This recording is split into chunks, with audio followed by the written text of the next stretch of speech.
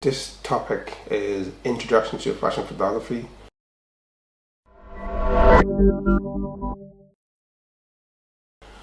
As a fashion photographer, it's always important to remember while anyone can take perfect pictures, anyone can look pretty, anyone can have the best camera, anyone can have the best models, have access to the best designers, have access to the coolest trends, or to the coolest people in the industry.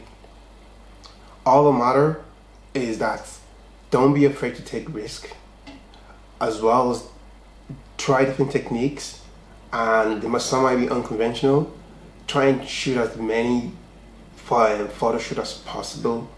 Some scripted, some not scripted, and this alone will get you way ahead of everyone else. The more experience you do, the more photography, the more photo shoots you do, the more models you shoot. Sometimes the best you could just be asking a makeup artist to do a simple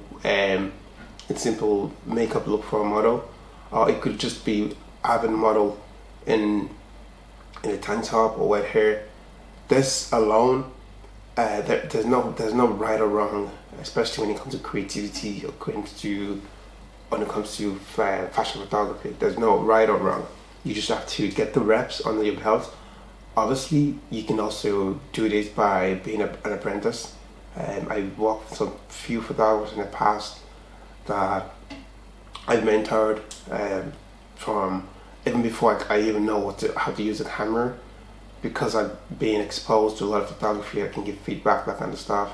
So you can also go be an apprentice for a really big fashion photographer that you would like to work with. I remember one of the photographers that worked under my belt. I sent him an email on my behalf to go meet Stephen Klein, and he also went ahead and met Christian Schuller. This is a well-known photographer in the industry. So if you want to be a photographer and you think you want to make it a living, obviously just know that as any business, creative business, you probably will have to do twice amount of work. You also have to do a bit of branding, a bit of packaging. You also need to know exactly the basic fundamentals, how to talk to clients, all that kind of stuff. So without further ado, I'm just going to dive in.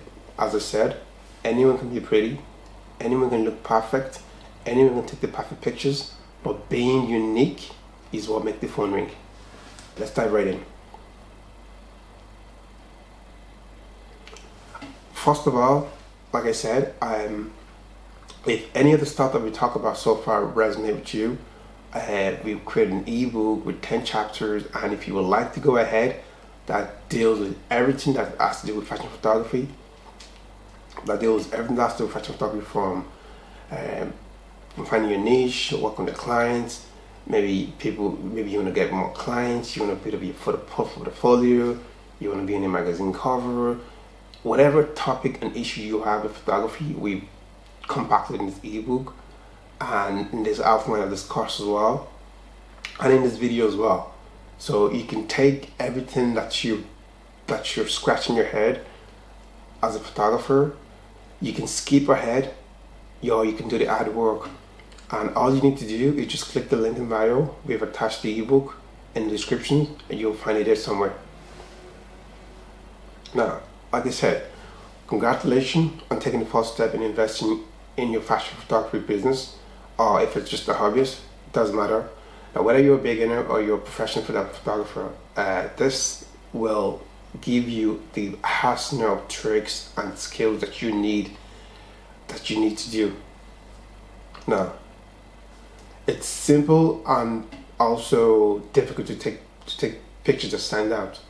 And sometimes you get photographers that are just mesmerizing with their photography skills, their level of attention to details, their level of creativity goes beyond your imagination, and you don't know how do they take these kind of pictures.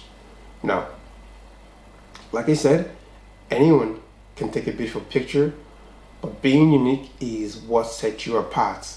Being unique is what makes everyone else's work looks amateur to yours. This video on this ebook that we talked about, and the cost as well, will hone your skills and broaden your opportunity as a photographer. Think of it as if you were a local photographer that worked locally, and now you're competing at a national level, but now you're competing at a continental level, and now you're also competing at a global level. That's the mind frame that you need to have.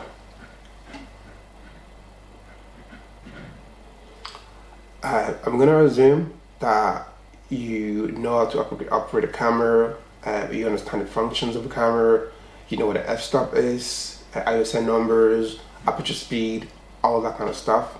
But if not, we might dive into that later and just touch on the basic fundamental. We also expect you to have some knowledge about compose, photograph, achieve a specific goal. I expect you to have a bit of knowledge, but you don't have to be fully knowledgeable. To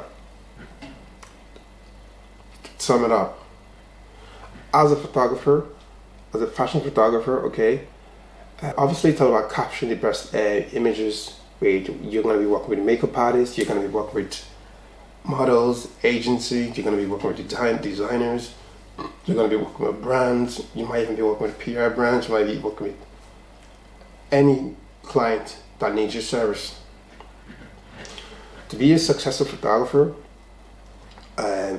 you need to be skilled at lighting, posing, working with the best team, working with great models, and also experience plays a part.